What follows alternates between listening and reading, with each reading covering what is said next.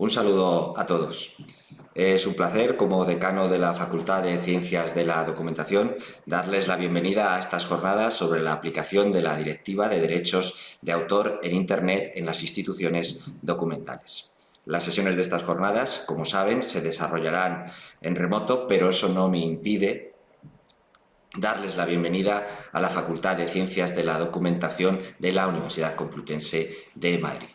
Los profesores Ramos Simón y Blázquez Ochando les informarán con más detalle sobre los objetivos y el desarrollo de estas jornadas. A mí, en estas breves palabras de inauguración para estas jornadas, me corresponde, en cambio, en primer lugar, dar a ambos profesores la enhorabuena por esta espléndida iniciativa tan necesaria y por la excelente selección de ponentes, moderadores y participantes.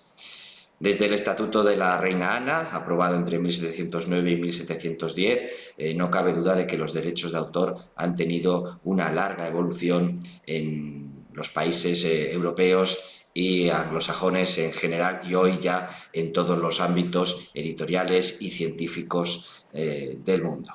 Sin embargo, también sabemos que las nuevas tecnologías, el hecho de que las publicaciones se difundan ya a través de los canales digitales, han revolucionado nuestra concepción de los derechos de autor y también el uso y disfrute de los mismos. Por eso era muy conveniente, tras la nueva directiva aprobada en 2019 sobre los derechos de autor en Internet, que desde el ámbito académico, desde el ámbito profesional, se reflexionara sobre las consecuencias, la aplicación y el desarrollo de esta directiva. Sin duda es un tema de gran interés profesional para profesores de universidad, para investigadores y para profesionales de bibliotecas, centros de documentación e instituciones culturales. La aplicación de esta nueva directiva merecía una reflexión desde estos diferentes ámbitos, el académico y el profesional. Y la importancia que tiene esta directiva para el ámbito profesional se revela claramente en la organización de estas jornadas gracias a la participación y al apoyo tanto de la Biblioteca de la Universidad Complutense de Madrid como del Centro Español de Derechos Reprográficos, a quienes agradezco muy sinceramente su colaboración en estas jornadas, así como también a la Cátedra Jean Monnet y al Departamento de Biblioteconomía y Documentación de esta facultad y a las empresas y otras instituciones que también están colaborando en la organización de las mismas. Por último, quiero manifestarles mi absoluto convencimiento de que estas jornadas serán un éxito. Serán un éxito porque detrás de ellas, como acabo de enumerar, no solo hay profesores especializados de esta facultad en la cuestión de los derechos de autor, sino también instituciones que tienen una relevancia y un peso importante en la aplicación de los derechos de autor. Y cómo no, ese convencimiento viene también por la excelente selección de ponentes, moderadores y participantes a los que ustedes van a poder escuchar a lo largo de los días en que se desarrollarán estas jornadas. Por eso, sin necesidad de ninguna bola de cristal, les aseguro que estas jornadas serán un éxito y les saludo con mi mayor afecto. Como directora del Departamento de Biblioteconomía y Documentación de la Universidad Complutense de Madrid, es para mí un honor participar en la presentación de las jornadas JADAID 2021 sobre la aplicación de la Directiva de Derechos de Autor en Internet y en las instituciones documentales. Es un honor porque considero que es un tema, por una parte, de gran interés por lo novedoso y también de mucha importancia por las implicaciones que este asunto va a tener en las instituciones documentales. Va a ser motivo de encuentro de todos los protagonistas relacionados con este tema y creo que van a aportar sobre todo grandes ideas y van a debatir sobre desafíos y oportunidades que este asunto ofrece, ¿no? en esta cuestión. Por lo tanto, pues es motivo de satisfacción para el Departamento de Biblioteconomía y Documentación y quiero públicamente agradecer a sus organizadores, los profesores Ramos Simón y Blázquez Ochando, el esfuerzo y el trabajo realizado, que es excelente, y también desearles grandes éxitos en el desarrollo de estas jornadas. Confío en que haya unas segundas jornadas JADAI 2021. Gracias. Buenos días. En primer lugar, quiero agradecer a todas las personas que participan en las distintas funciones de conferenciantes, moderadores o participantes en mesas redondas su confianza en esta idea de organizar unas jornadas dedicadas a la acogida de la normativa europea sobre derechos de autor que se aprobó en 2019 y que por distintas razones todavía no ha sido traspuesta al ámbito de la legislación española. Es importante que desde el ámbito de las instituciones documentales, bibliotecas, archivos, centros audiovisuales, tengamos una percepción de los problemas y de las nuevas oportunidades que presenta esta directiva en su transposición al ámbito del derecho español.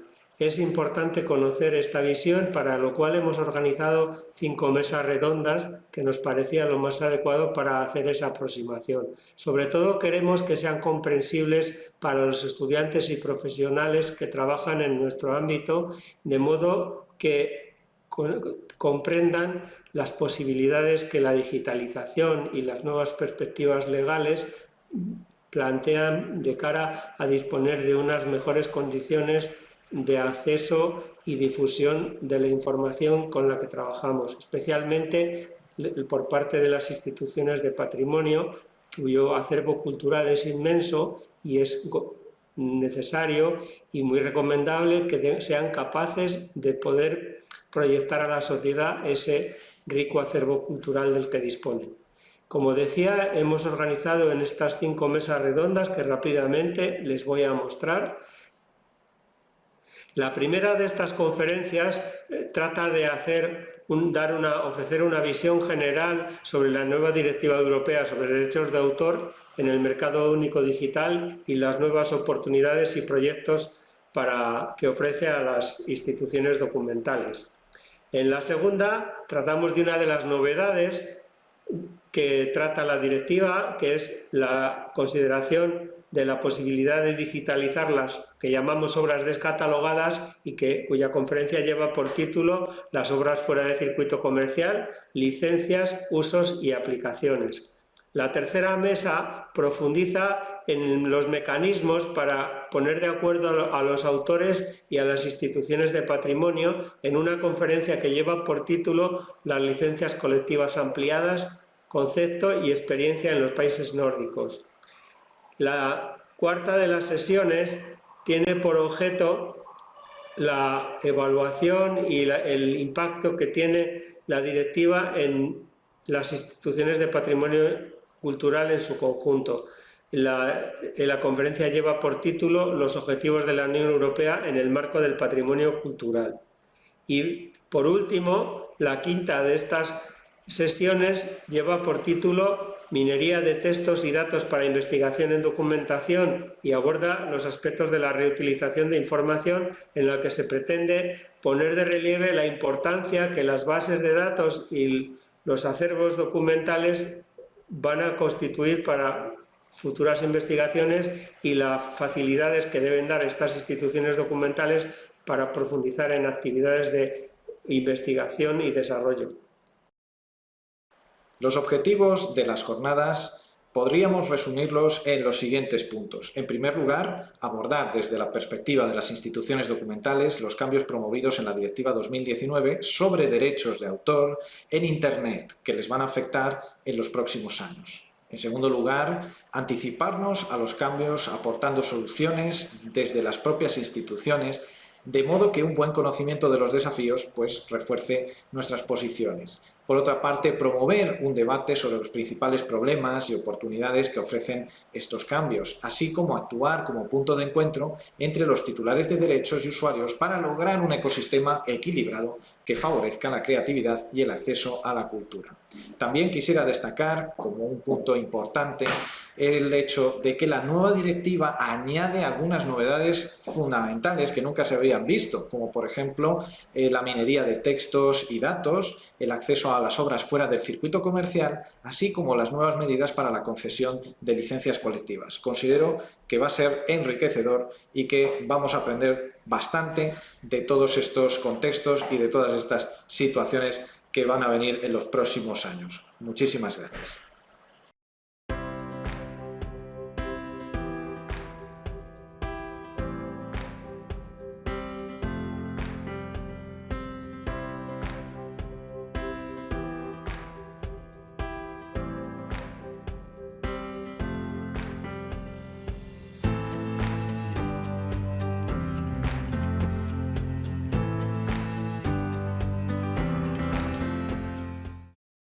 Pues buenas tardes o buenos días. Me están grabando, no sé en qué momento escucharán esto. En todo caso, buenos días, buenas tardes a todos.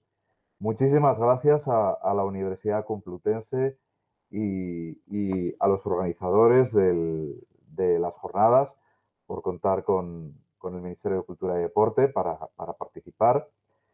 Bien, me gustaría ir al grano y comentar que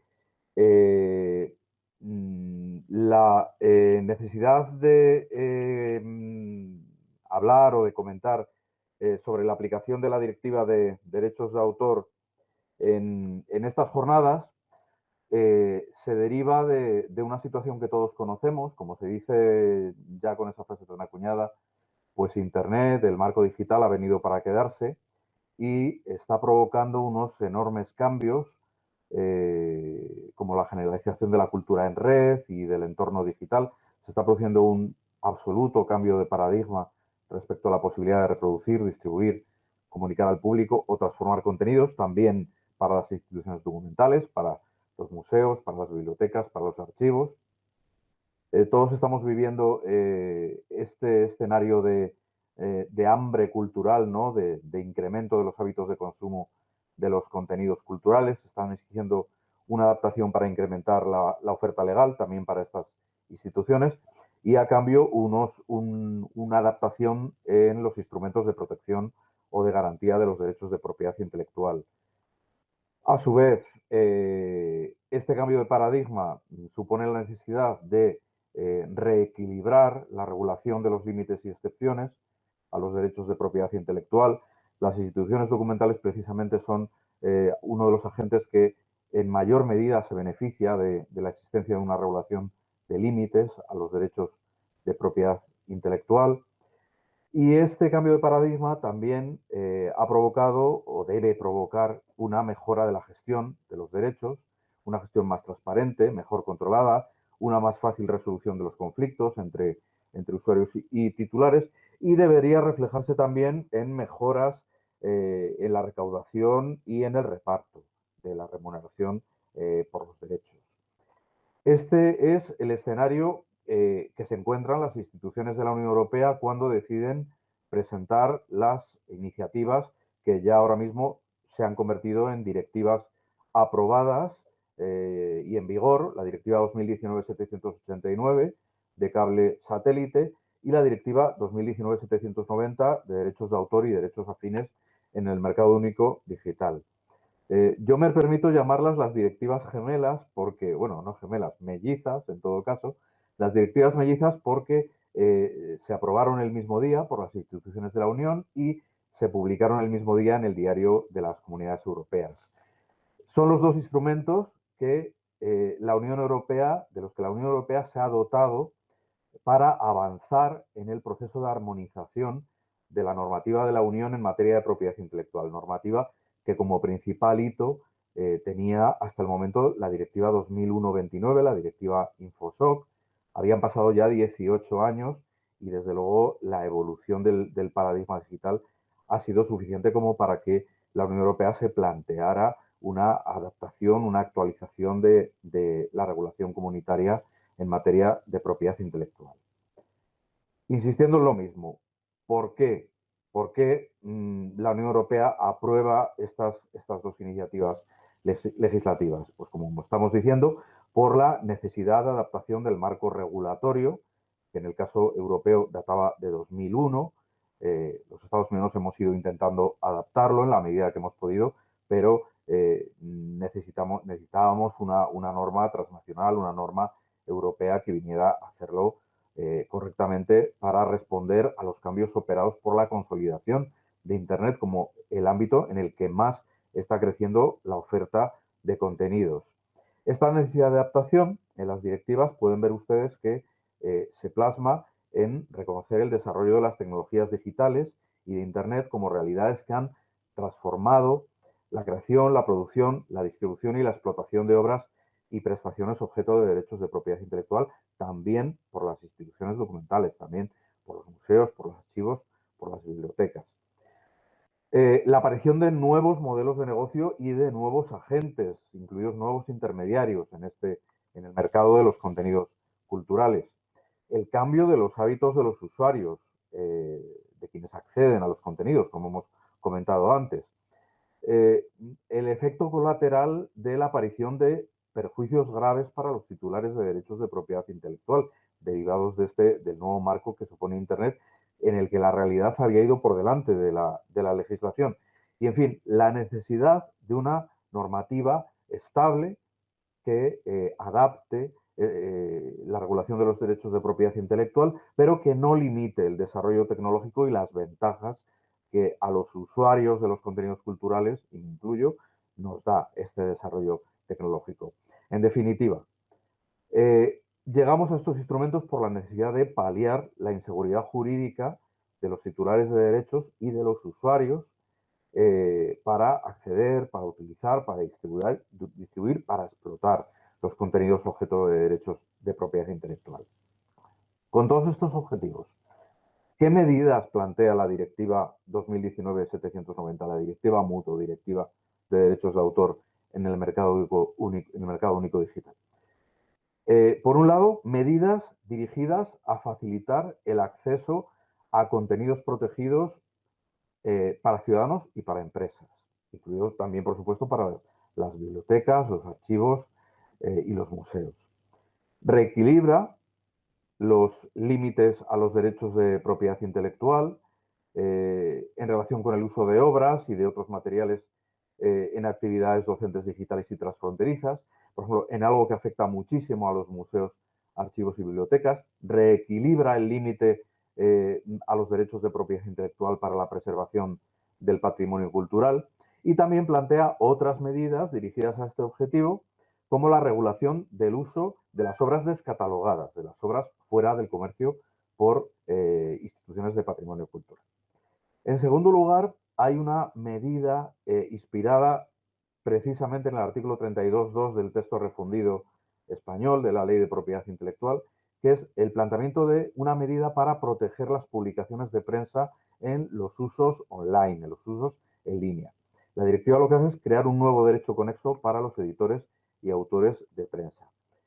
Y finalmente, pero no menos importante, la directiva plantea medidas para corregir la brecha de valor, para corregir las disfunciones que la generalización del paradigma digital había provocado en el valor o en la medición del valor del uso de los contenidos protegidos por parte de prestadores de servicios para compartir contenidos en línea, y plantea también la necesidad de que haya siempre una remuneración justa para autores en los contratos de cesión, incluidos, por ejemplo, los artistas, que es un colectivo que el derecho español ya acogía para ellos una remuneración justa, pero en fin, es un tema en el que España también se había anticipado a la regulación comunitaria de una remuneración justa también para, no solo para los autores, sino también para los artistas e intérpretes. ¿En qué se está concretando la transposición en concreto en nuestro país? Bien, el Ministerio de Cultura y Deporte, como autoridad responsable para la transposición de la directiva MUT, tiene ya un borrador muy avanzado de anteproyecto de ley sobre los derechos de propiedad intelectual en el mercado único digital europeo.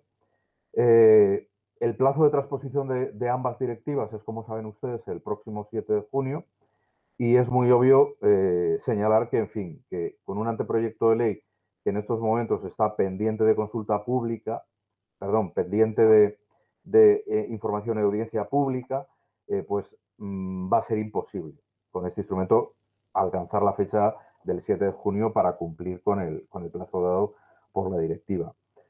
Es un efecto, digamos, indeseable en fin, sobre todo de las circunstancias de la crisis sanitaria de todo 2020 y lo que llevamos de 2021.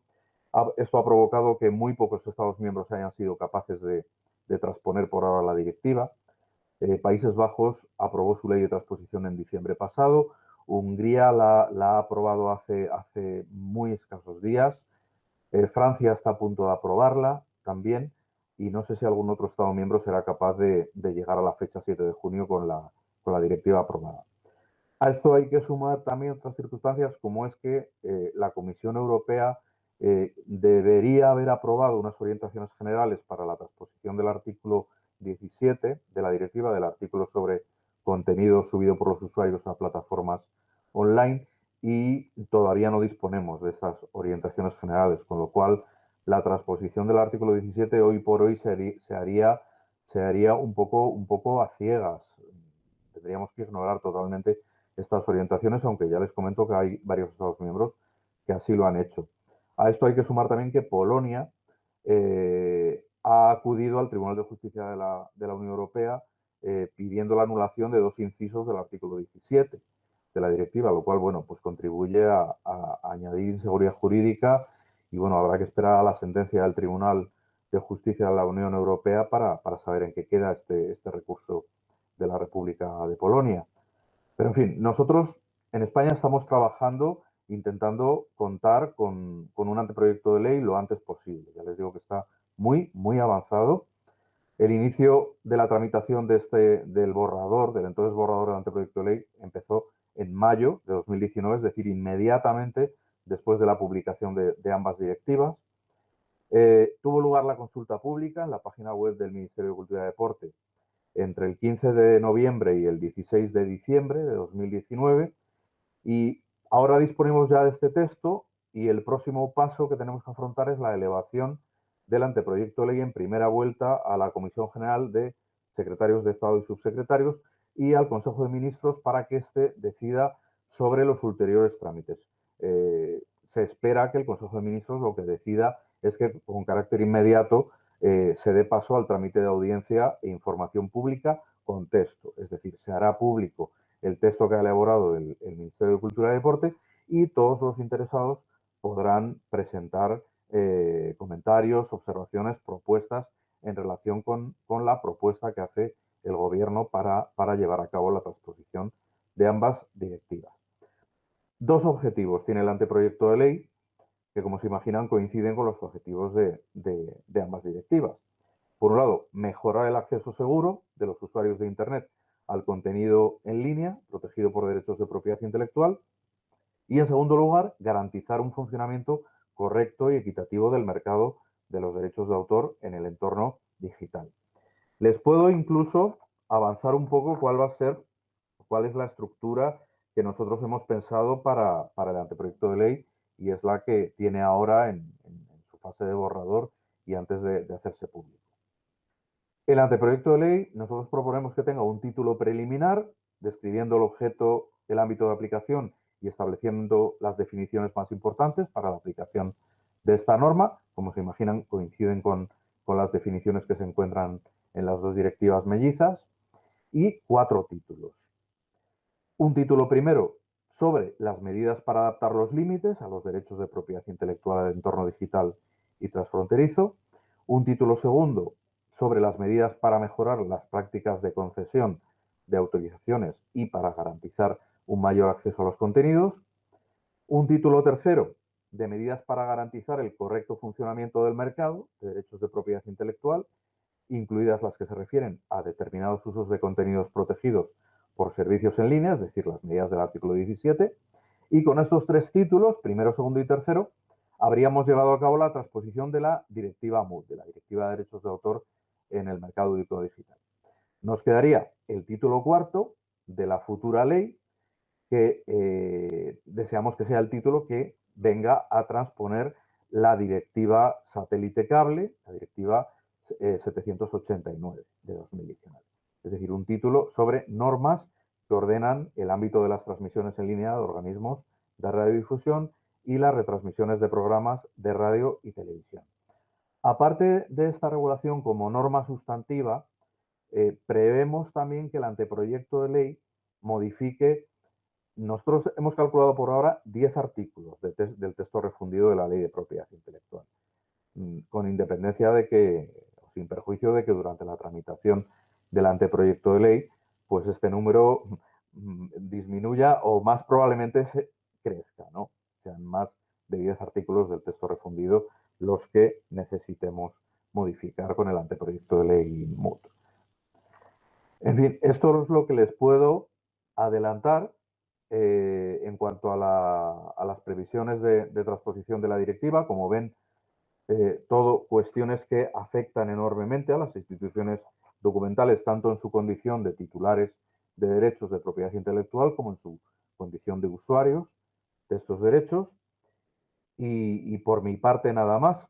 Les dejo el correo electrónico de la Subdirección General de Propiedad Intelectual, donde pueden ponerse en contacto con nosotros, consultarnos dudas. Tenemos un servicio de atención a consultas de la ciudadanía. Y bueno, nada más por mi parte y sobre todo dar la enhorabuena a los organizadores de las jornadas por una iniciativa tan procedente y desearles el máximo aprovechamiento a todos. Muchísimas gracias.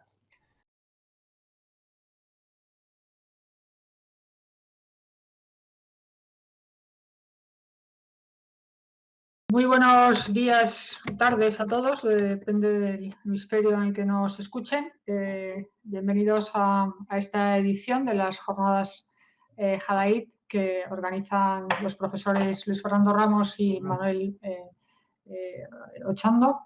Y querría agradecer como titular de la cátedra Jean Monnet también la colaboración para poder traer a la mesa de debate pues un tema lógicamente de origen europeo, que es una directiva aprobada en el año 19, en un día que la prensa y muchos foros de expertos tildaron de negro.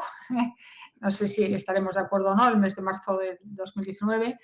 Directiva que hoy nos reúne para abordar distintos aspectos relacionados específicamente además con el sector genéricamente del patrimonio cultural o del acceso a las obras tanto en bibliotecas como en archivos como en colecciones digitales. El programa que hoy arrancamos pues, va a venir también precedido o va a venir después con temas muy específicas de minería de datos, de gestión, incluso de colecciones. No sé si hay algún problema porque yo estoy escuchando ruidos. No sé si es algún micrófono que está abierto, perdón. Mercedes, quizás sea eso, ¿no? Lo digo porque luego es muy incómodo eso, ¿no? Entonces, como digo, estas jornadas que vendrán luego, pues, seguidas este panel vendrá luego seguido de sesiones específicas sobre minería de datos, sobre digitalización, etcétera, etcétera, muy especializadas, creo que bastante únicos también en el panorama del debate sobre los derechos de autor y de la propiedad intelectual. Entonces, como ya hemos tenido una visión general dada por una persona del Ministerio en relación con las ventajas y los inconvenientes de esta directiva, pues no voy a perder mucho tiempo y voy a darle la palabra a los invitados que hoy tenemos, muy de excepción, ¿no? Para hablar de esas cuestiones específicas de bibliotecas, de acceso al patrimonio, de formación en documentación. Que son, por una parte tenemos a una catedrática de universidad, a la doctora Mercedes Caridad, y a dos responsables de bibliotecas, con lo cual podremos barajar esa doble visión también de lo teórico y del ejercicio práctico, ¿no? De las dificultades de implementar, de poner en valor una ley que en principio plantea también algunas dificultades, ¿no? Por parte de las bibliotecas tenemos a Mar Pérez Morillo, directora de la División de Procesos y de Servicios Digitales de la Biblioteca Nacional de España, y a Ciro Llueca Fonollosa, director de la Biblioteca y de los Recursos de Aprendizaje de la Universidad Oberta de Cataluña y coordinador del Grupo de Bibliotecas y Propiedad Intelectual de FESABIT, con lo cual muy, muy expertos, ¿no? Empiezo, si os parece, por el orden que nos han pasado los organizadores, en concreto primero Ciro Llueca, que dispone de 10-15 minutos. Hay dos preguntas ahí en el aire que querríamos que contestase de alguna manera, al principio o al final, o como le parezca. Por un lado, si cree que resultará fácil poner de acuerdo a las bibliotecas con los titulares de los derechos en la digitalización de las colecciones. Y, en segundo lugar, si cree que la transposición de la Directiva Europea que está preparándose para España va a facilitar o no la difusión de obras de arte visual, o el concepto de arte de obra plástica, ¿no? Tal y como establece el artículo 14 de la directiva. Pues Ciro, muchas gracias por aceptar y somos todo oídos. Muy bien, muchísimas gracias. Un placer enorme coincidir en estas sesiones contigo, con Loreto y también con Mar Pérez y Mercedes Caridad, referentes de la profesión.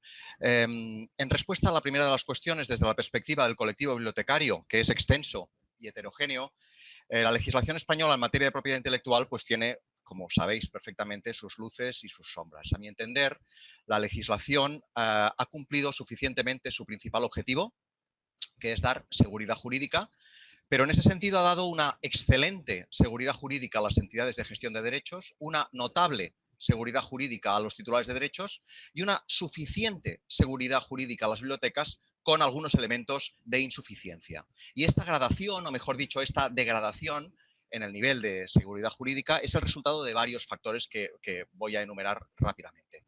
En primer lugar, existe en España una tradición legislativa que protege a los creadores y que les permite disfrutar de su creación mediante la protección de los derechos morales y los derechos de explotación de sus obras. Y siempre hay terreno de mejora en este elemento. Los creadores deben ser reconocidos y recompensados por los usos que se llevan a cabo de sus creaciones, pero en España, lógicamente, son muchos los creadores que no se ganan la vida con lo que crean.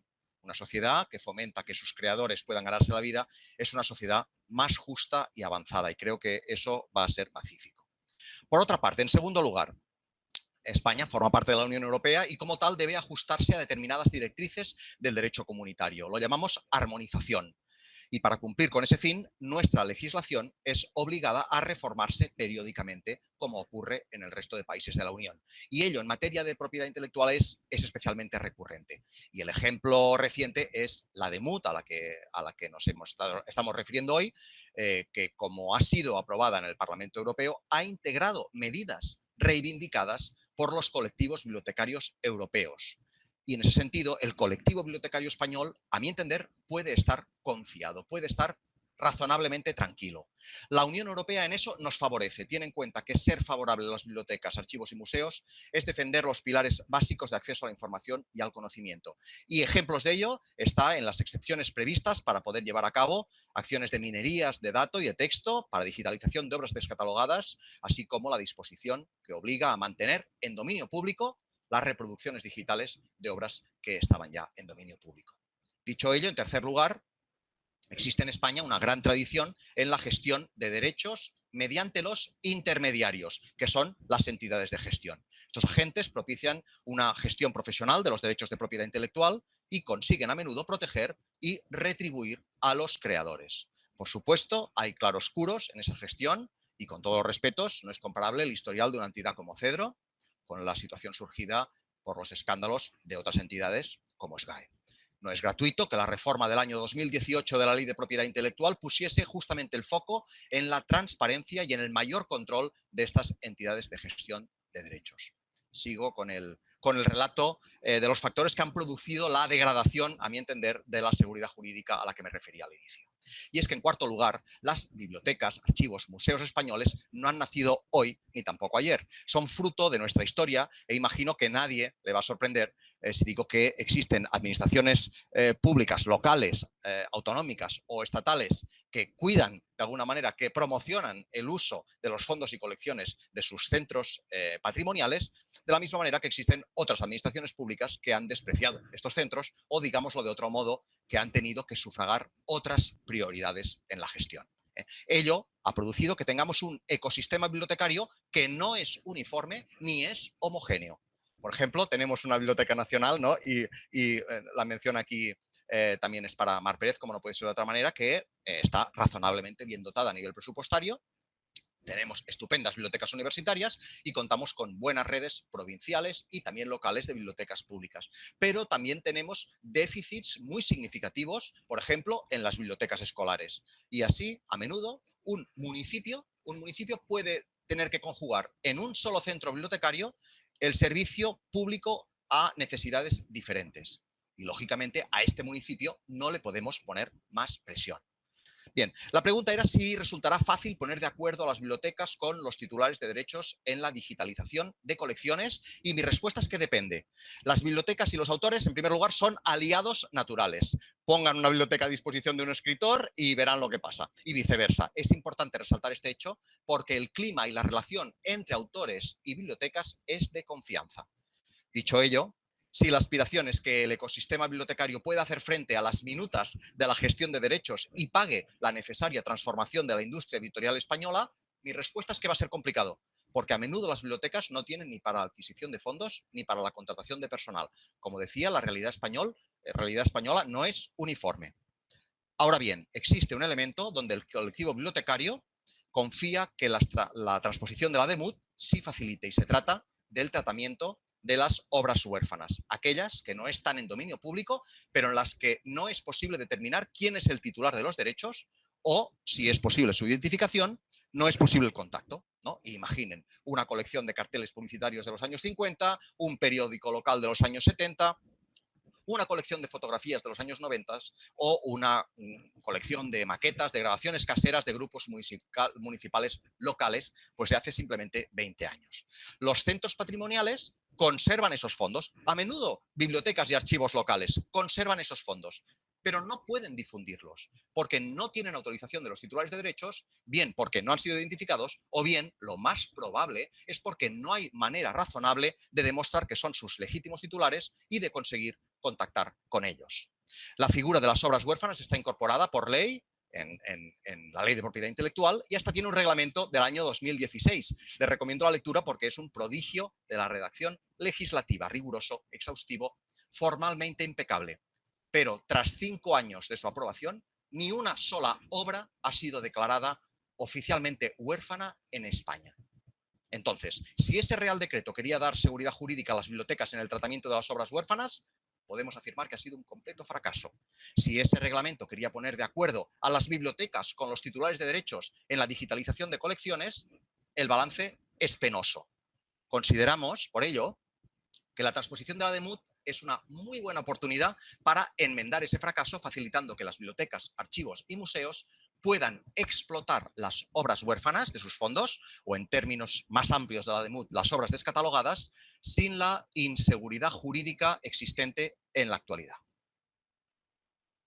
Con relación a la segunda de las preguntas planteadas, la transposición de la directiva europea va a facilitar la difusión de obras de arte visual.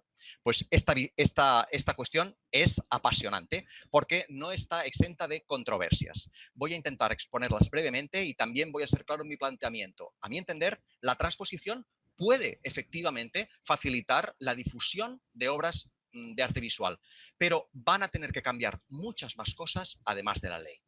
En primer lugar, quiero compartir la literalidad del artículo 14 de la DEMUT, tal como fue aprobado en su día en el Parlamento Europeo. Se refiere a las obras de arte visual de dominio público y reza así: los Estados miembros dispondrán que, cuando haya expirado el plazo de protección de una obra de arte visual, cualquier material resultante de un acto de reproducción de dicha obra no estará sujeto a derechos de autor o derechos afines, a menos que el material resultante tenga consideración de obra original, etcétera, etcétera. Para que nos entendamos, el artículo 14 de la DEMUT impide modificar el estatus jurídico de una obra que está en dominio público para convertirla en una obra que tenga vigentes los derechos de explotación. O dicho en lenguaje terrícola, debemos poder hacer lo que queramos con una imagen del cuadro Las Meninas de Velázquez. Y vamos a ir paso a paso, porque es posible que haya pleno acuerdo en el concepto, pero los detalles pueden generar debate. Bien, estaremos de acuerdo en que Las Meninas es una obra de arte, lo dice la lógica y también el artículo 10.1.e de la LPI. Y también estaremos de acuerdo en que Diego Velázquez falleció en 1660, lo dice la Wikipedia y otras fuentes, y en consecuencia creo que habrá acuerdo en que la obra de Velázquez está en dominio público, puesto que, de acuerdo con nuestra ley, han transcurrido más de 80 años desde su fallecimiento. Bien, si la obra está en dominio público, los derechos de explotación se han agotado. Ello significa que cualquier persona, para cualquier fin, puede reproducir, distribuir, realizar comunicación pública o transformar la obra. Recordemos por un momento, cualquier persona, cualquier fin. Si visitamos la magnífica web del Museo del Prado y buscamos esa obra en la colección, observaremos que tenemos a disposición una fotografía de muy buenas dimensiones. Se trata de una reproducción que no aporta originalidad. Es una fotografía impecable desde la perspectiva técnica, pero desde la perspectiva de la creación no tiene consideración de obra. Los compañeros del Museo del Prado, en esa y en otras fotografías, han puesto a disposición un botón de descarga de la foto. Por tanto, primer acierto. Pero al clicar en él aparece un menú donde se da a elegir entre uso personal y uso comercial. El uso personal, según se indica, es para uso privado, del ámbito académico, para publicaciones sin fines de lucro, sitios web personales, etcétera, etcétera, etcétera. En cambio, el uso comercial requiere rellenar un formulario, enviarlo a un correo electrónico, posiblemente pagar una tasa para obtener esa copia digital de alta resolución, etcétera. Pero si la obra está en dominio público, ¿por qué el Prado la convierte de facto en una obra protegida? Y la respuesta es doble. Primero, porque siempre lo han hecho así. Y segundo, porque les ha costado muchísimo esfuerzo realizar una buena fotografía de las Meninas y no quieren desprenderse de ella fácilmente. Y cuando digo que les ha costado mucho me refiero a un esfuerzo personal, de recursos económicos. Como pueden imaginar, tomar una buena foto de las Meninas, incluso ahora con las dificultades de la COVID, pues no es una tarea sencilla. Pero ese no es el espíritu de la ley. Dominio público, es permitir la explotación. Cualquier persona, cualquier fin. La cuestión no es pacífica en absoluto, tenemos muchos más ejemplos dentro y fuera del mundo de las obras visuales y les ruego que no me malinterpreten, ojalá todos los museos del mundo pusieran a disposición de sus visitantes en línea las fotografías de la calidad que provee el Museo del Prado solo para uso personal. Hay muchísimos ejemplos, tanto en España como a nivel internacional. Regreso a la pregunta, ¿la transposición de la directiva va a facilitar la difusión de obras de arte visual? Y a mi entender, más que la difusión, que eso ya está contemplado en la mayoría de políticas de la mayoría de centros patrimoniales españoles, lo que debería facilitar son los usos previstos en la explotación, tanto desde la perspectiva lucrativa como la no lucrativa. Pero la tradición va a pesar mucho para llevar a cabo esos cambios. En España, igual que en otros miembros de la Unión Europea, los derechos conexos reconocidos a la mera fotografía son ocasionalmente utilizados por parte de algunas instituciones que digitalizan obras en dominio público y también archivos, museos y bibliotecas para reclamar protección e impedir su reutilización. Y aunque es cierto que la digitalización de obras es costosa y los presupuestos de estas entidades son limitados, existen estupendas alternativas para limitar el uso de digitalización y, por supuesto, el cobro de tasas para determinados formatos está previsto, aunque en puridad eso aleje de alguna manera ese centro patrimonial del espíritu de la ley.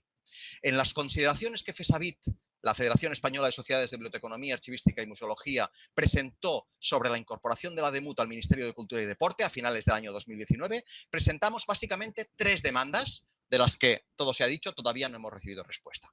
Y las comento muy brevemente para finalizar mi intervención. En primer lugar, consideramos deseable expandir el espíritu del artículo 14 a todo tipo de obras, es decir, no únicamente a las obras de arte visual.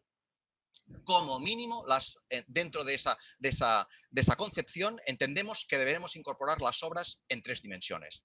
La reproducción técnica, de alguna manera, de obras de 3 dimensiones. En segundo lugar, aplicarlo a todo tipo de reproducciones, excepto en los casos en que la reproducción se convierta en una nueva obra original. Eso sería la excepción, no estamos hablando de eso. A lo que nos referimos es que es necesario prever no solo las fotografías técnicas, sino cualquier reproducción en otros formatos, audiovisual, realidad inmersiva holograma, etcétera, etcétera, etcétera. Como mínimo las reproducciones en 3 dimensiones, tal como se indica en los preámbulos de la directiva. Y en tercer lugar, deberíamos clarificar la aplicación en el tiempo, porque pueden haber dificultades para entender si esa reproducción técnica fue realizada antes de la incorporación de la DEMUT a la legislación española, después, en qué momento, las dificultades de identificar en qué momento fue realizada esa foto, y lo ideal es que se aplique de manera retrospectiva cualquier fotografía técnica que no es original. Por tanto, cualquier reproducción de una obra original que está en dominio público tiene que mantenerse en dominio público, porque ¿recuerdan el fiasco de las obras huérfanas? Pues tememos que una redacción del artículo 14 en la legislación española se aleje del espíritu de la ley de la directiva. Ahora ya, para finalizar, quisiera aportar una pequeña reseña que publiqué en un blog profesional, en Blog de Bit, en 2015. Allí intenté reflejar los principios de la Digital Agenda for Europe, que era parte de la Estrategia Europea 2020. Y observen la declaración de dicha agenda: hacer accesibles en línea las colecciones de las bibliotecas, archivos y museos y archivos audiovisuales de Europa es beneficiar, win-win en el original, a la cultura, el crecimiento económico y la realización individual. Podemos extraer de ese mensaje principal del que bebe la DEMUT que la puesta en escena de nuestro rico patrimonio genera acceso a la cultura, pero también riqueza, lo que más necesita esta Europa castigada por la crisis económica y la crisis del COVID. Y ya finalizo con una batallita a la que también me refería en ese blog. Les diré que tengo unos amigos diseñadores, magníficos profesionales, a los que la crisis económica ha provocado una situación económica delicada. Un día me preguntan cuáles son los pasos administrativos que deben superar para aprovechar unas viejas imágenes fotográficas de mi ciudad que tenemos en el archivo municipal y crear con ellas pues una aplicación de información turística para móviles, es decir, cualquier reutilización de este fondo patrimonial para poder ganarse la vida, en definitiva. Fíjense, los bibliotecarios, archiveros, museólogos estábamos pensando en la difusión del fondo para dar valor a nuestras instituciones culturales, y ellos estaban pensando en ganarse la vida, como no puede ser de otra manera. Gracias. Pues muchas gracias a Ciro por su ajustarse al tiempo precisamente, y también por bajar a la tierra en el lenguaje, que no pocas veces los juristas y los expertos en propiedad intelectual manejamos terminología que poca gente puede seguir bien, ¿no? También porque la ley de por sí es complicada, larga, en algunas cosas pues quizá desfasada, y esta directiva, pues algunas cosas parece que sí que las va a arreglar, ¿no? Muchas gracias, por tanto. Iremos compartiendo también en Twitter esos enlaces y los perfiles.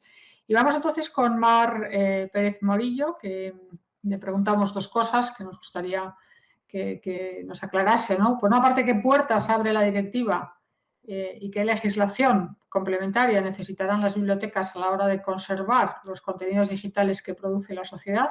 Tema que nos preocupa mucho también dentro del máster de patrimonio visual y de la cátedra Jean Monnet. Y en segundo lugar, ¿cómo piensa que da respuesta a la directiva a los problemas que plantea el depósito legal, por una parte, o sea, la regulación del depósito legal, y también la consulta que hacen los ciudadanos a estos materiales? 2 cuestiones que me imagino que en su día a día pues son muy habituales, ¿no? Muchas gracias. Creo que nos va a compartir también un documento, una presentación, Mar, cuando quieras. Sí, hola, muchas gracias. Bueno, muchas gracias por invitarme. También un placer compartir esto con Ciro y con Mercedes.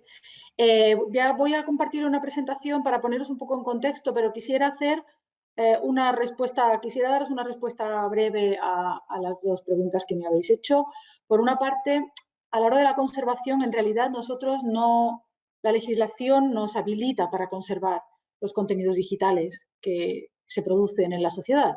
Lo que necesitamos son recursos para poder llegar a todo y guardar lo más posible, ¿no? Pero digamos que de manera legalmente tenemos cobertura, y esta legislación y la directiva y la legislación derivada de ella en España tendríamos que, a nosotros lo que nos haría más falta es que estuviera bien orientada y nos abriera puertas a la difusión y a la reutilización, como ha dicho Ciro antes. Lo más importante es que lo que tenemos se pueda reutilizar y sirva para enriquecer a la sociedad y para fomentar y soportar industrias culturales, a otras bibliotecas, y favorecer el acceso a la información y la posibilidad de crear productos nuevos con el material que tenemos, que en realidad el material que conserva la Biblioteca Nacional es patrimonio de todos, ¿no? Entonces, bueno, por una parte eso. De alguna manera estoy respondiendo también a la segunda, porque el depósito legal no nos plantea problemas porque la legislación en materia de depósito legal, digamos, también de momento nos es suficiente. Estamos trabajando en una reforma de la ley de depósito legal, pero hace unos años se legisló en materia de depósito legal de publicaciones en línea, luego por ahí, sobre todo, de nuevo, lo que nos falta y en lo que necesitamos poner el acento es en qué nos permite, qué puertas nos abre para ofrecer un mejor y mayor acceso a las colecciones que conservamos y que se puedan reutilizar. Voy a poneros un poco en contexto de lo que digo porque ya me decís si se ve la presentación. ¿Veis la presentación? Se está arrancando, perfecto, perfecto. Adelante. Vale, Sí. muy bien. Bueno, pues quería, a ver si esto marcha. Sí. He dicho sí, sí. Bueno, la misión de las bibliotecas, en poco por poneros, como decía, en contexto, es la preservación del patrimonio documental, ¿no? Y esto pues se ha hecho efectivamente usando la legislación en depósito legal. Esta herramienta que para las bibliotecas es fundamental para poder preservar el patrimonio que se genera en el país, ¿no? Y lo que pasa es que cuando este patrimonio aparece en línea, con la expansión y la explosión de Internet, pues entonces esto nos generó un reto, problemas y angustia incluso, porque gran parte del patrimonio que debíamos conservar ya no estaba en soporte físico, que era lo que teníamos regulado en el marco del depósito legal, sino que estaba no solo en formato electrónico, que en formato electrónico ingresa en soporte físico, los DVDs y los CDs de música, ¿no? Sino en línea, directamente en línea, ¿no? Entonces, bueno, con eso lo que sí que hemos estado haciendo es digitalizar nuestro patrimonio desde 2007 en la hemeroteca digital y desde 2008 en la biblioteca digital. Todo el material que la biblioteca tiene en dominio público, sus fondos se han ido digitalizando. Nos queda bastante, debo decir. Ahora parece que la digitalización está menos de moda, pero si no tenemos los fondos digitalizados no podemos construir nada sobre ello, ni acceso, ni reutilización, ni otros proyectos, ¿no? Entonces, esta es, digamos, la base en la que empieza un poco todo nuestro acceso y nuestra necesidad de más flexibilidad para que nuestra colección llegue a todos a través de Internet. El asunto del depósito legal electrónico, como digo, es algo que surge pues, ya desde hace unos cuantos años. La biblioteca se puso a ello en 2009, creando un archivo de la web española. Luego me detendré un poquito más en esto. Esto forma parte ya del depósito legal. Y además, aparte de lo que se recolecta directamente en la web, que es lo que constituye el archivo web, ya digo que ahora me detendré un poco más, tenemos depósito de publicaciones en línea que no son susceptibles de ser rastreadas por un robot. Es decir, estamos hablando de publicaciones que son de pago o que están protegidas por suscripción y contraseña, que no están libremente accesibles, pero que son objeto de depósito legal y, por lo tanto, patrimonio documental que debemos conservar y, en el marco que la ley nos permita, dar acceso. Pues bien, a partir de aquí, lo que hacemos, como ya he adelantado un poco, es digitalizar, dar acceso, permitir el uso y fomentar la reutilización. Desde un tiempo, bueno, voy por partes. Digitalizamos ahora mismo ya 228.000 documentos en biblioteca digital, 73 millones de páginas en hemeroteca digital. Tenemos un proyecto específico de autores en dominio público cada año, al margen de nuestras líneas de digitalización habituales, que, como decía Ciro, tenemos un presupuesto razonablemente bueno, pero el personal que tenemos para digitalizar mengua y mengua y mengua. Y en paralelo a las líneas de digitalización que tenemos de nuestros fondos, tenemos un proyecto anual que es la selección de obra de autores que entran en dominio público para digitalizarlo de manera prioritaria y que el primer día que entran en dominio público esos autores estén disponibles para el mundo en nuestra biblioteca digital, ¿vale? Entonces, bueno, pues ahí tenéis algunos ejemplos tomados de nuestra biblioteca digital. y recientemente, pues este año, para poner algún ejemplo, ha entrado en dominio público Azaña. El acceso que podemos dar, como os imaginaréis, tenemos que distinguir muy bien lo que está protegido por derechos y lo que está en dominio público. Lo que está en dominio público ofrecemos un acceso abierto, completamente sin ninguna restricción, pero las obras que tienen derechos solo podemos dar acceso restringido. Esto quiere decir, esto se refiere fundamentalmente a la prensa moderna que ya tenemos digitalizada o que está entrando directamente en la ciudad digital y al depósito legal electrónico, incluido el archivo de la web, ¿no?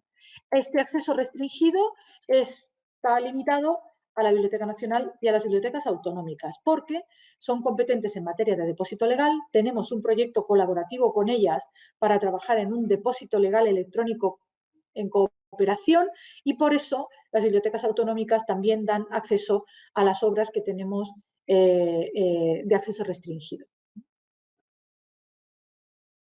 En cuanto al uso que podemos dar a las obras que tenemos, pues desde el cierre por la pandemia hemos decidido, y de esto se refería también Ciro, durante mucho tiempo y por el peso de la tradición, el uso, si era un uso comercial, estaba grabado por algún precio, por unas tasas de uso público, y desde que estuvimos cerrados decidimos que debíamos abrir ese uso y permitir el uso incluso comercial sin pagar nada por ello. Ya hacía, yo creo que unos meses, habíamos liberalizado, digamos, el uso con fines de investigación, pero en realidad, si es dominio público, es dominio público para que cualquiera pueda hacer el uso que quiera de ese material. Así que desde, bueno, no recuerdo cuándo se aprobó ahora mismo la orden ministerial que lo permite, pero nosotros solicitamos eximir del pago por el uso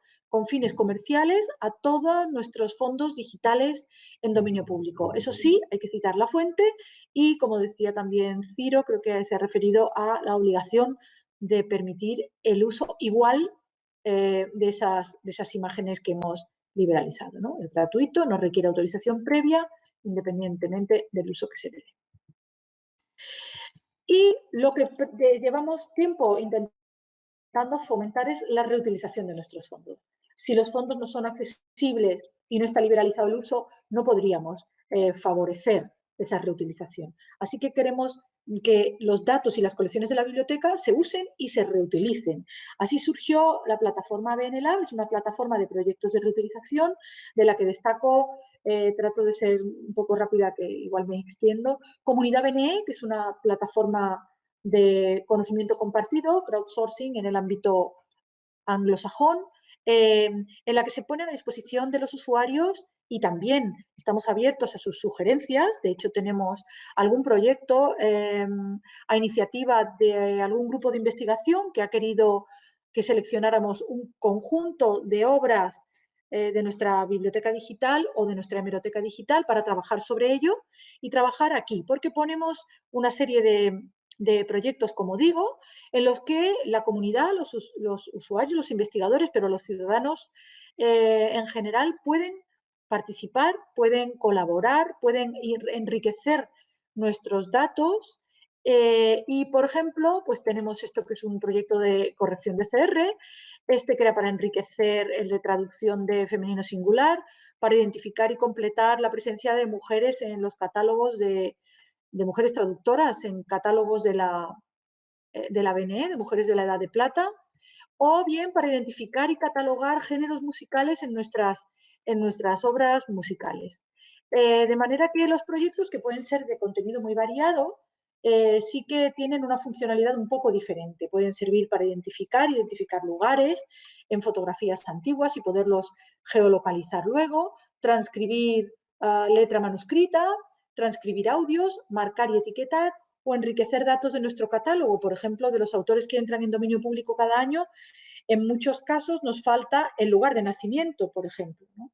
Así que hay mucho material, hay muchos datos todavía que necesitamos completar. También hemos hecho un esfuerzo por convertir en conjuntos de datos abiertos y reutilizables paquetes de información de los que dispone la biblioteca, y están todos subidos en datos.gov.es a disposición de la comunidad investigadora o de quien quiera trabajar con ellos.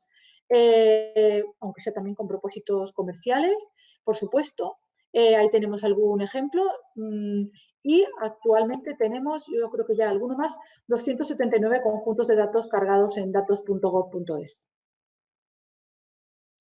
Quería hablar también de Benescolar, que es otro proyecto de reutilización que además en los meses más duros de la pandemia ha tenido un uso espectacular por parte de los usuarios, porque lo que hacemos es que utilizamos o ponemos nuestras colecciones digitales, las transformamos en formatos utilizables en las plataformas educativas y creamos secuencias didácticas de distintos temas, no exactamente equiparables a una asignatura del currículo escolar, sino aplicables a distintos niveles y a distintas materias, con secuencias didácticas que contienen actividades para el alumno, para el profesor y para desarrollar en el aula. También desafíos interactivos descargables en el móvil para, digamos, gamificar la actividad escolar. Y también talleres de distintos temas vinculados a las secuencias didácticas o no, para trabajar en el aula o para dinamizar cualquier otra actividad de la comunidad docente en general, porque no queremos circunscribirnos al aula y al colegio, ¿no? O al instituto. Otros proyectos en los que también trabajamos en el marco de la reutilización es la conversión a EPUB. También hemos procurado ir incorporando más EPUBs de nuestra colección de fondos digitalizados a esta colección, y también trabajamos en un proyecto, no llamaría piloto, pero sí de muestra de lo que es posible hacer con fines de reutilización, que se llama Chef BNE, que en su momento tuvo bastante repercusión, porque lo que hacemos es extraer recetas de nuestros fondos con chefs y con historiadores o estudiosos que actualizan y que cuentan la historia de esas recetas, y los chefs las actualizan creando recetas nuevas. Bueno, la verdad es que como ejemplo de lo que se puede hacer, pues quedó bien y creemos que puede valer como modelo para hacer más cosas con los fondos patrimoniales que conservamos. El marco legal, como decíamos, es nuestra ley de propiedad intelectual, que por eso creemos y tenemos muchas esperanzas en que esta directiva pues aporte nueva luz, porque, por ejemplo, para el material digital que tenemos, las reproducciones, digamos, solamente cuando las obras están protegidas por derechos de autor, las reproducciones obviamente pues solo se pueden usar con fines de investigación o conservación en una red cerrada e interna a través de terminales especializados y solo de acceso local. Entendemos que para lo que está protegido por derechos de autor, claramente así debe ser, pero tenemos para los nacidos digitales una situación un poco peculiar, que es en concreto la recolección de la web, porque en ella nosotros rastreamos contenido que está disponible en abierto, pero sin embargo yo diría que hay un cierto vacío legal por el que no podemos, si atendemos a la ley de propiedad intelectual en su sentido más estricto, los titulares de los derechos tendrían que dar su conformidad expresa para que esos sitios web recolectados en abierto los pudiéramos dar nosotros en abierto. Por supuesto, para las publicaciones que tienen derechos, porque tienen autores conocidos y no están en dominio público, pues la única posibilidad es un acceso limitado y restringido y local. Bueno, esto sería lo que nos plantea el archivo web. Paso un poco de prisa por aquí porque desde 2009 tenemos recolecciones de esos dos tipos. Perdón que me he puesto un temporizador para saber mi tiempo. Ahora mismo tenemos 970 terabytes archivados y también tenemos, como decía antes, publicaciones electrónicas de pago o acceso restringido depositadas por editores que alcanzan ahora mismo unos 140.000 títulos, ¿no? Esta es un poco la situación en cuanto a los nacidos digitales y a lo que nos ofrece el marco legal. Esto, como decía, en cuanto al acceso, pues nos obliga a dar un acceso restringido al archivo de la web, porque en Internet podríamos buscar por URL en el archivo, eso es accesible a través de Internet, y podríamos ver cuántas veces y cuándo se ha guardado un determinado sitio web.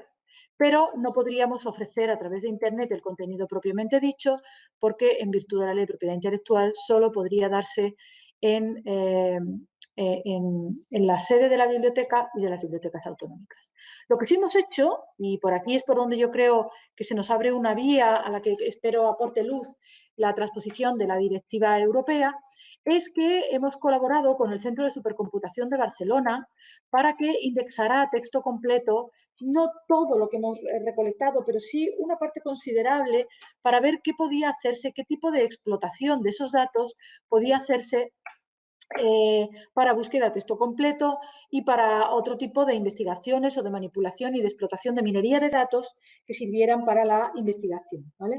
Entonces, con ese material, que digamos ya ha tenido un resultado que ya se ha procesado, que tenemos un resultado ahí, tenemos que ver qué podemos hacer con ello. De manera que las perspectivas que tenemos es que esa directiva tenga una concreción mayor, que sirva para actualizar la legislación nacional y que nos permita, nos dé, digamos, un campo de actuación en cuanto a la minería de datos para fomentar la investigación y apoyar a las industrias culturales con el material que tenemos y que queremos que se pueda utilizar y reutilizar. Y en este sentido, pues tenemos todavía pues, un horizonte, pero mucho, mucho por hacer. Así que hasta aquí mi presentación. Perfecto, pues también muchas gracias por la puntualidad y lo ameno de la cuestión.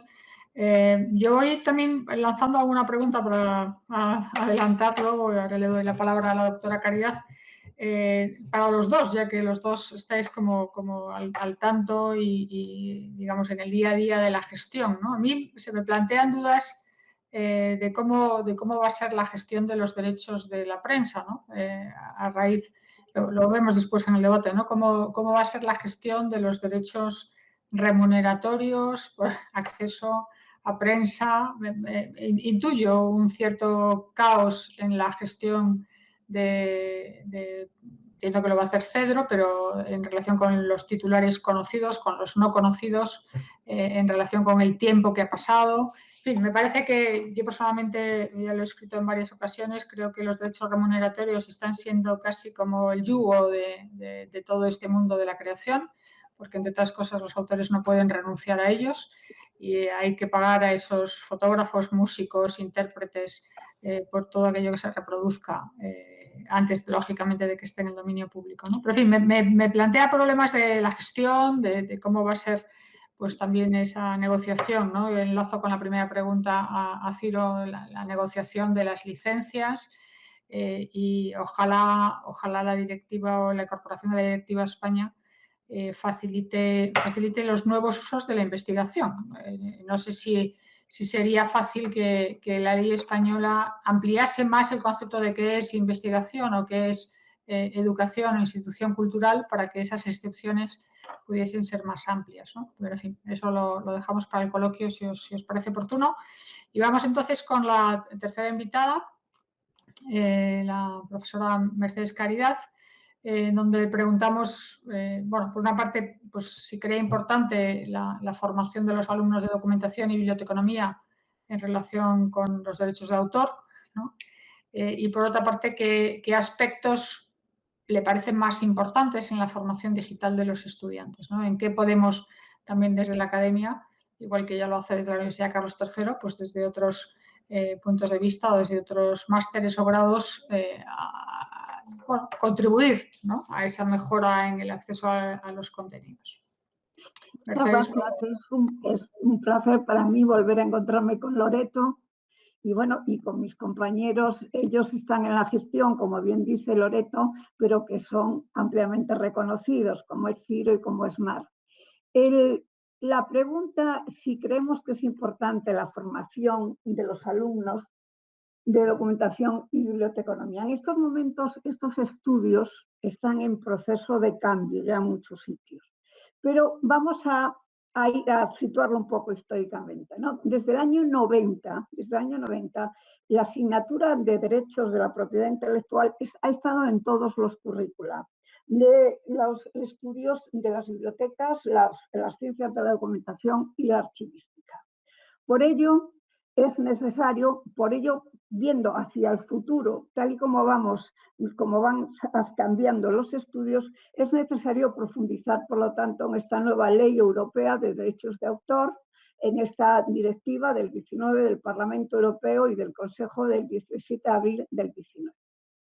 Ahí vemos, revisando esta normativa, que es muy interesante para los alumnos, es decir, que tienen que ver esta nueva directiva también dentro de la propiedad intelectual, cómo la rapidísima evolución tecnológica transforma sin cesar la manera en que se crean, producen, distribuyen y explotan las obras. Esto nos lo estaba diciendo Ciro, nos lo puso también claro Mar, y claro, todo esto, esta directiva tiene que estar muy vinculada a estos estudios, claro, junto luego con la armonización española. Está claro que esta directiva también está en línea con los nuevos modelos de negocios y la aparición de nuevos agentes, teniendo que adaptar estos derechos de autor a este entorno digital y transfronterizo. Por eso, la disciplina de derechos de autor es fundamental en los estudios de biblioteconomía. Hay que decir que revisando hacia atrás, no ha tenido mucho cariño por parte de los alumnos, porque solía venir un profesor de Derecho que les hablaba y no se enteraban, decían. Tampoco hacían mucho por enterarse, todo se ha dicho, era quejarse, pero no porque sí. No, profesor, es que viene un jurista. Claro, es que tiene que venir un jurista a explicar los derechos de autor. Nosotros os tenemos que dar esos datos y que lo sepáis manejar y que lo conozcáis, pero tiene que venir un jurista. Y dice, ya, pero los juristas no lo adaptan a nuestro ámbito. Claro que sí. Lo que pasa es que se les hacía muy cuesta arriba, muy cuesta arriba. Y por lo tanto, esta directiva es muy conveniente por ello desarrollar, ¿no?, limitaciones obligatorias en el ámbito de la minería de datos y de texto. Esto es lo que nos estaba contando Mar, lo que también habló Ciro, etc. Porque todo esto amplía enormemente, que es lo importante para los alumnos, la conservación del patrimonio cultural europeo, pudiendo mejorarse. Eso es lo que se pretende con esta directiva y que los alumnos lo puedan ver en los derechos de autor, en el equilibrio entre los derechos de autor y los usuarios. El patrimonio cultural europeo ya hemos visto, ¿no?, que se ve muy afectado por esta nueva directiva, incidiendo en los archivos, bibliotecas, museos, así como instituciones del patrimonio audiovisual en su conjunto. En su sentido más amplio, debe de incluirse las bibliotecas y archivos nacionales, los centros de enseñanza, los organismos de investigación y de radiodifusión del sector público. Hay muchísimas publicaciones que los alumnos deben de conocer y manejar para tener una buena formación en esta línea, ¿no? Yo, la verdad es que siempre cuando he tenido que impartir algún tema de esto, he utilizado una monografía de una catedrática, María Serrano Fernández, que nos da una visión, que es coordinadora de la obra, nos da una visión clara para la formación. Es como más asequible para que la entiendan los chicos y chicas, para la formación de alumnos de biblioteconomía, documentación y archivos. Pero yo estaba también diciendo lo siguiente, estaba diciendo que los estudios están cambiando mucho. Es decir, ahora todas las universidades en las que se imparten estos estudios hemos tenido una crisis enorme, entonces hemos tenido que afrontar y ampliar el marco, que esto se verá en la segunda pregunta, a dónde tenemos que irlo con los alumnos de biblioteconomía y documentación. Por ejemplo, nuestra carrera, y como ya hay varias, ya están en Barcelona, en Murcia, en muchos sitios, ¿no?, han cambiado, pues está relacionada con la gestión de contenidos, porque eso es mucho más interesante y tiene más futuro laboral para los estudiantes. Pero no solo futuro, por eso no quiere decir que no sigamos con las materias clásicas, claro que sí, pero hay que abrirles un poco el mundo digital. Porque estamos viendo en los últimos años algo que nos da como mucho optimismo, que muchos alumnos que acaban el grado, por ejemplo, este año se acaba ya el grado, están pensando en crear alguna innovación, meterse en el sector de la innovación. Con lo cual, pues, aparte de todo el campo laboral que hay, ¿no?, pero es interesante todo esto. Esto también lo marcó y también queremos que los alumnos lo manejen muy bien, al igual que, por supuesto, la Biblioteca Nacional, la Carta Dominio Público de Europeana, ¿no? Esa ha sido pionera, ¿no?, en la Biblioteca Digital Europea y tiene que estar y representar el interés de los ciudadanos europeos en su patrimonio cultural. Y esto influye en los alumnos de biblioteconomía y documentación que tienen que conocer, dicho de una manera clara, la estrategia del mercado único digital existente en la UE. Los puntos fuertes para esto de estudio, estos estudiantes, es decir, aparte de todo esto que tienen que ver de las leyes, pues estos estudiantes se centralizan en estos aspectos, es decir, una mayor europeización de las instituciones culturales europeas, posibilidad de digitalización de las obras para su conservación con carácter transeuropeo y fuerte incremento de acceso a nuestras obras culturales en distintos soportes. Por lo tanto, esto va a mejorar el acceso a los contenidos de información e investigación I+D. Es decir, que esto lo hemos visto en lo que han expuesto las personas anteriores. Claro, estos aspectos todos se tienen que armonizar desde el punto de vista de la información con las respectivas leyes nacionales.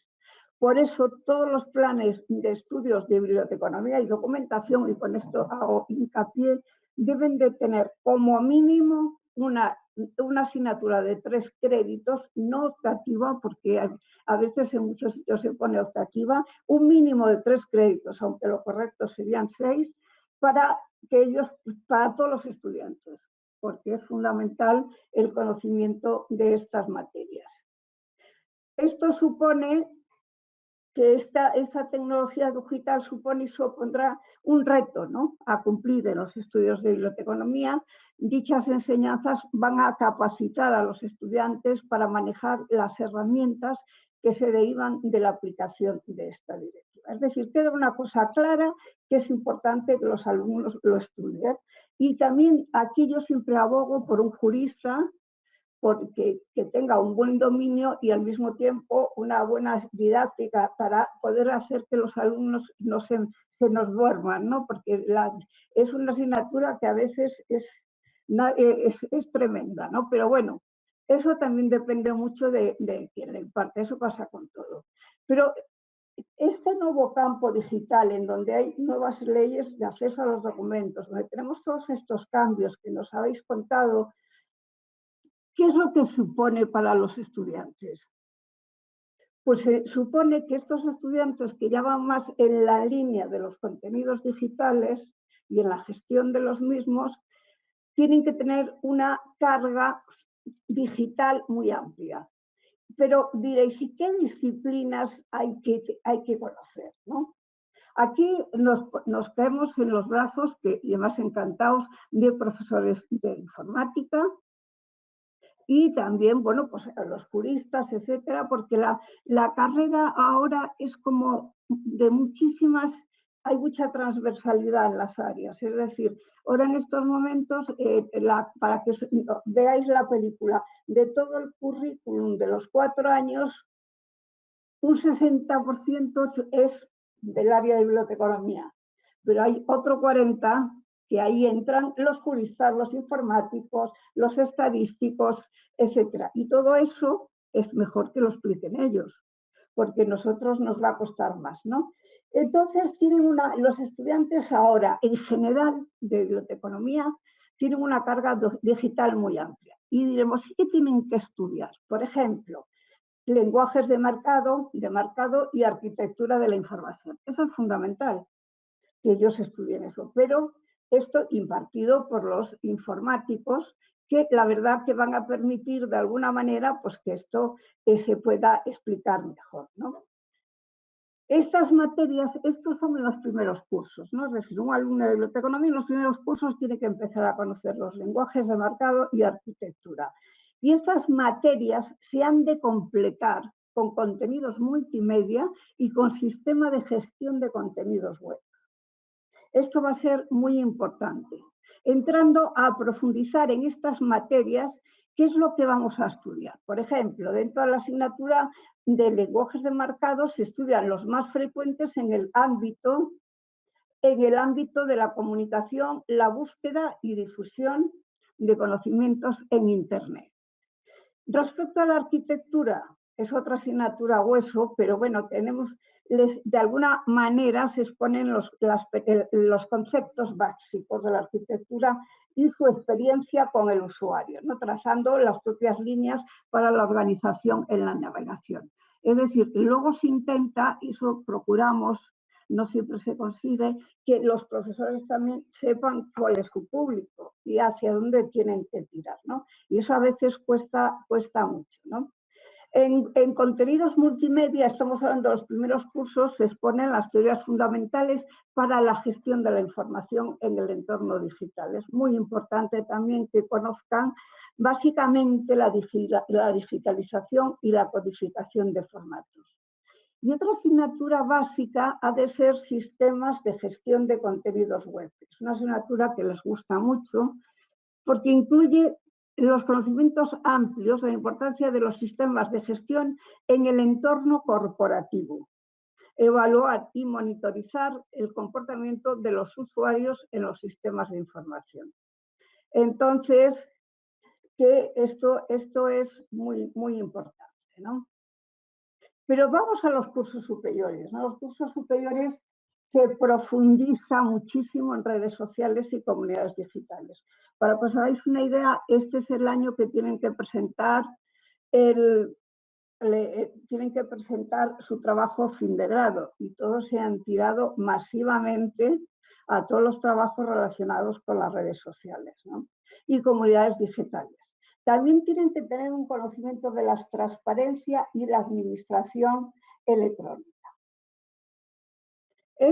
Este panorama se sustancia, por decirlo de alguna manera, con el estudio de la accesibilidad de contenidos digitales, otra materia importante, evaluándose los sistemas de gestión de documentación electrónica en estas materias, sin perder de vista la necesidad de compaginar la sensibilidad de los contenidos digitales y el posicionamiento web.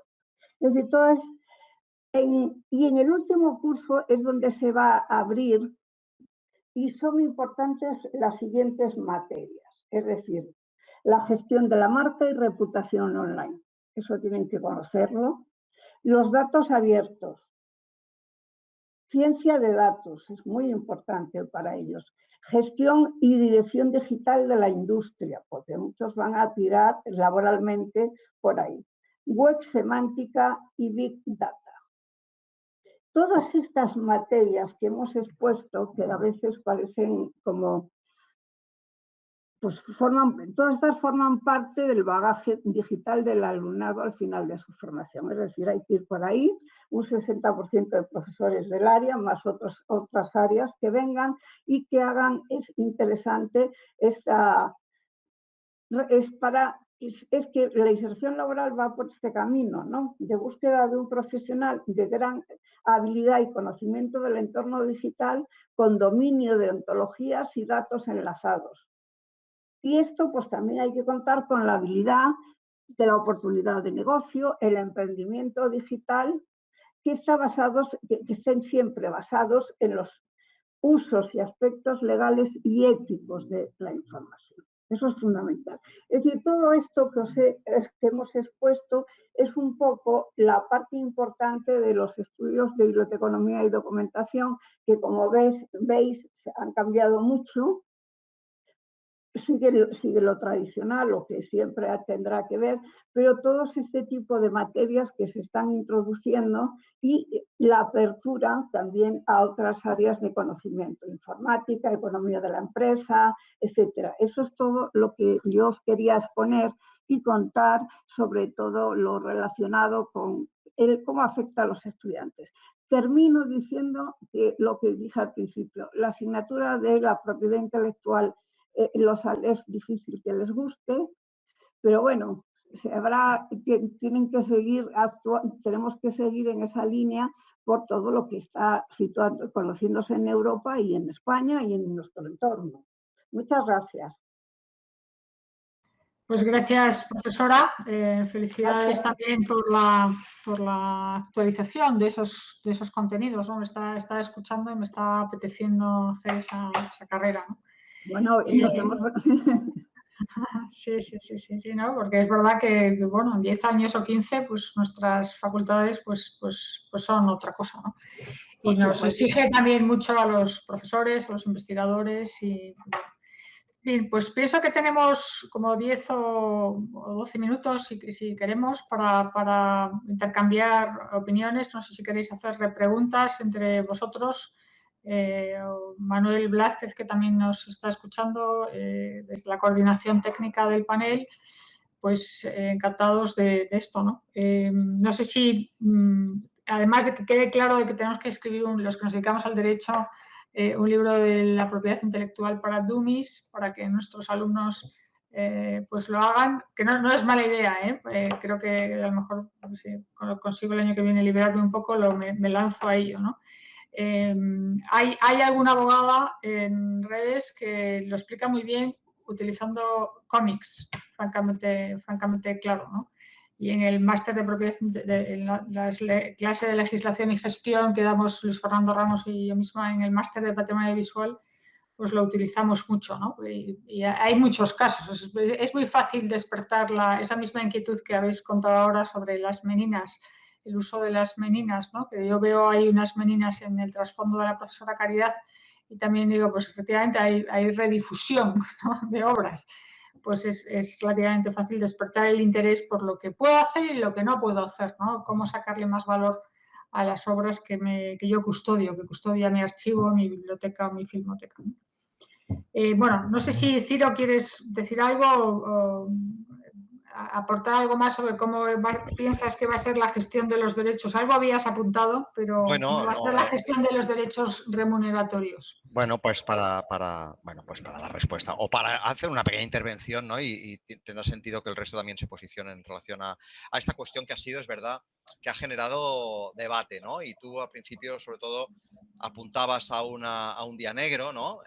Yo tengo matices ahí. Yo creo que si bien las primeras versiones de la DEMUT sí que asustaron, ¿no? al colectivo, creo que la versión final no nos podemos quejar, por decirlo así, tal vez porque veníamos de una situación tan aparentemente dramática que la situación final creo que es aceptable, no está mal, pese a que hay algunos peros y pese a que fue una directiva aprobada con muy poco consenso. Y eso ya indica de alguna manera una debilidad, porque sí, se aprobó efectivamente, pero con muy poco consenso, ¿no? Con un Parlamento europeo prácticamente dividido. Eso no da fuerza después para la incorporación en los diferentes Estados miembros, que cada uno tiene también su realidad. Bien, en relación al tema de la gestión de derechos de prensa, realmente, claro, es que, vamos, hay 4 maneras de hacerlo. Uno, de manera ilegal o alegal. 2, aprovechando aquellos medios de comunicación que opten por licencias en abierto, ¿no? Y que, por tanto, desde el inicio aceptan que se pueden realizar determinados usos con lo que ellos producen, por ir subiendo el nivel, pues llegando a un acuerdo vía licencia normalmente también, pues con esos medios de comunicación. Y no es una cosa tan complicada. Quiero decir, al final, con medios de comunicación, yo concretamente no tengo experiencia, pero sí con editoriales. Y uno puede desde una biblioteca establecer un contacto con una editorial y llegar a un acuerdo por el cual pues sus contenidos van a estar a la disposición de los usuarios de la biblioteca cumpliendo una serie de condiciones. Quiero decir, a veces los acuerdos, las licencias, ¿no? Entre bibliotecas o redes de bibliotecas o centros patrimoniales y quien está produciendo las creaciones, pues es perfectamente posible. O sea, tampoco no somos un país tan y tan grande, quiero decir, no es tan complicado. Pese a que recomiendo completamente liarnos la manta a la cabeza e ir uno por uno, ¿no? Intentando llegar a acuerdos, porque eso nos va a matar. Y vamos a poder descubrir que la mayoría de respuestas es el silencio, que esa es otra cuestión. Bien, y en cuarto lugar, que es donde ya imagino que me querías conducir, Loreto, es las entidades de gestión de derechos, que es quien en la práctica están gestionando esos derechos. Entonces, la legislación lo prevé. La verdad es que justamente tú has mencionado a Cedro, que bueno, en fin, yo no tengo interés personal, pero quiero decir, hay que reconocerle que está gestionando de manera decorosa las cosas y por tanto creo que pues ya está todo dicho. Cuando hay algún centro que quiera utilizar pues un diario, un medio de comunicación en línea que produce allí sus contenidos y los publica, pues hay estas 4 maneras de llevarlo a cabo, desde pasando de alguna manera de lo que dice la ley a un cumplimiento de la ley, que es lo que tenemos que hacer las instituciones, como no puede ser de otra manera, a partir del abanico de licencias que existen. No sé si Marc quieres añadir algo o... No, estoy de acuerdo con Ciro. Para nosotros, bueno, nosotros como ingresamos por depósito legal todo, pues realmente lo que necesitaríamos son acuerdos globales que nos ayudaran, porque realmente ya con el depósito legal electrónico lo que tenemos que gestionar con editoriales individuales nos está costando mucho porque no nos dan las manos. Entonces vamos a plataformas grandes. Inicialmente hemos ido a por plataformas de ficción y académicas que aglutinan un mayor número de editoriales para poder guardar más posible con el menor esfuerzo. Y en cuanto se refiere a acceso, pues bueno, como también en la línea hacia donde va la reforma de la ley de depósito legal en la que estamos trabajando, que es, digamos que para evitar tener que digitalizar lo que ingresa en papel, es contemplar que ingrese una versión digital de lo que está en papel, un preprint o la versión digital que haya, que esto enlaza también con el depósito legal electrónico, pero claro, el depósito legal electrónico se refiere a lo nacido digital, ¿no? Entonces, ya hace tiempo que, por ejemplo, nuestro Departamento de Control Bibliográfico de Publicaciones Seriadas llegó a un acuerdo con la Asociación de Medios de Información, AMI, para que entregasen el ejemplar que va al kiosco en PDF, ¿no? Esto aquí también ha sido muy valioso para nosotros ese acuerdo, porque han estado ingresando a diario pues todas las publicaciones que se publican en España, ¿no? Con sus incidencias y luego la gestión pequeña de esto es complicado, ¿no? Pero lo digo porque luego al gestionar los derechos para poder dar acceso a esto tendríamos que tener una plataforma, efectivamente, o un interlocutor que nos ayudase con todo. Con AMI, por ejemplo, no hemos tenido ningún problema, se han mostrado muy, muy abiertos a que, transponiendo lo que hemos hecho al depósito legal electrónico, para que ese acceso restringido que solo podíamos dar desde la biblioteca se pudiera dar desde determinados ordenadores en las bibliotecas autonómicas y no hubiese que replicar ese depósito legal en cada comunidad autónoma que tiene la obligación de que el medio, si es de La Rioja, se deposite allí y se deposite en la Biblioteca Nacional, que en los tiempos que corren es una cosa un poco absurda, se han mostrado muy, muy favorables y gracias a eso hemos dado acceso a la prensa, que era una reivindicación casi dentro del Consejo de Cooperación Bibliotecaria de las bibliotecas autonómicas para que lo que nos entra a nosotros, ellos lo pudieran tener, ¿no? Entonces, desde hace, pues no sé cuánto, 1 mes, 2 meses, toda biblioteca autonómica que ha querido acceso a la prensa lo ha podido tener y esto es también gracias al acuerdo al que llegamos con AMI, ¿no? Pero yo creo que en esta línea es en la que hay que trabajar. No podemos hacer nada cuando estamos hablando de esa cantidad de información, de procesos de gestión tan complejos, si no colaboramos todos los que estamos en este negocio. Digo, negocio, me refiero editoriales, medios de comunicación, bibliotecas, universidades, todos. Doctora Caridad, no sé si quieres añadir algo. Tendrías que darle al micro que está silenciado. Muchas gracias. Estoy totalmente de acuerdo con lo que ellos dicen. En este negocio, como efectivamente dice Mar, los alumnos tienen que cumplir un papel importante, tienen que tener un conocimiento amplio de todas estas cosas nuevas y sobre todo conocer las herramientas para que cuando vayan a su trabajo, pues bueno, tengan otro perfil que no sea el tradicional que ya lleva años que no funciona, ¿no? Entonces, pienso que por ahí va a ir todo, ¿no? Y pienso que los alumnos, pues tendremos que saber, los docentes, convertir estas asignaturas en atractivas, en el buen sentido, para que ellos puedan aprender y organizarse en este mundo. Esa es mi idea, vaya. Perfecto, pues muchísimas gracias. Se concluye esta primera sesión de